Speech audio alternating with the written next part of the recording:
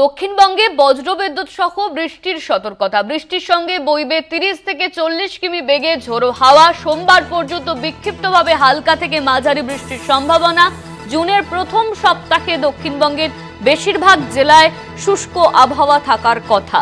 বৃষ্টির সঙ্গে বইবে ঝোড়ো হাওয়া। 30 থেকে 40 কিমি বেগে বইবে ঝোড়ো হাওয়া। দক্ষিণবঙ্গে বজ্র বিদ্যুৎ সহ বৃষ্টির সতর্কতা জারি করা হয়েছে হাওয়া অফিসের তরফে।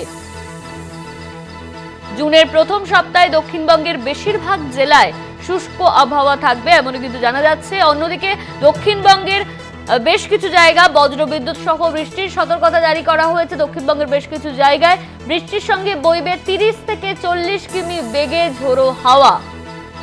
সোমবার পর্যন্ত বিক্ষিপ্তভাবে হালকা থেকে মাঝারি বৃষ্টির সম্ভাবনা।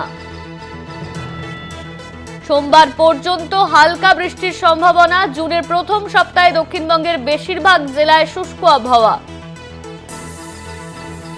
আমাদের সঙ্গে ফোন লাইনে রয়েছেন আমাদের প্রতিনিধি শাশ্বতী রায়। শাশ্বতী, দক্ষিণবঙ্গে বজ্রবিদ্যুৎ সহ বৃষ্টির সতর্কতা জারি করা হয়েছে, হাওয়া অফিস থেকে কি জানানো হচ্ছে?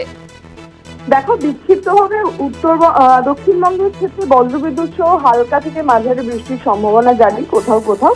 তবে উত্তরবঙ্গে লাগাতার বৃষ্টি জারি থাকবে। আজকে উত্তরবঙ্গের 5 জেলাতে, বিশেষ করে উপরের দিকের জেলাগুলির ক্ষেত্রে জারি রয়েছে ভারী থেকে অতি ভারী বৃষ্টির সতর্কতা। সেক্ষেত্রে এই বৃষ্টি আজ এবং আগামীকাল পর্যন্ত জারি থাকার সম্ভাবনা রয়েছে এবং দার্জিলিং, কালিম্পং, আলিপুরদুয়ার, কোচবিহার এবং জলপাইগুড়িতে ভারী থেকে অতি ভারী বৃষ্টি হতে পারে এবং মালদা এবং দুই দিনাজপুরেও কিন্তু ভারী বৃষ্টির সম্ভাবনা রয়েছে। তবে বিক্ষিপ্তভাবে এই ভারী বৃষ্টি চললেও সঙ্গে 40 থেকে 50 কিলোমিটার বেগে দমকা ঝোড়ো হাওয়া বইতে পারে বলাই যাচ্ছে। তবে তাপমাত্রার পারদ কিন্তু এবার দক্ষিণবঙ্গের ক্ষেত্রে ধীরে ধীরে ঊর্ধ্বমুখী হবে। সোমবার পর্যন্ত এই বিক্ষিপ্ত বৃষ্টি চললেও জুনের প্রথম সপ্তাহ থেকেই কিন্তু গরমের যে আভাস তা কিন্তু আবার শুরু হবে এবং গরম ও শুষ্ক আবহাওয়া জনিত যে কষ্ট, সেই কষ্ট কিন্তু জারি থাকবে দক্ষিণবঙ্গের ক্ষেত্রে। ধন্যবাদ শাশ্বতী তোমায়। আমাদের সঙ্গে ফোন লাইনে ছিলেন আমাদের প্রতিনিধি শাশ্বতী রায়।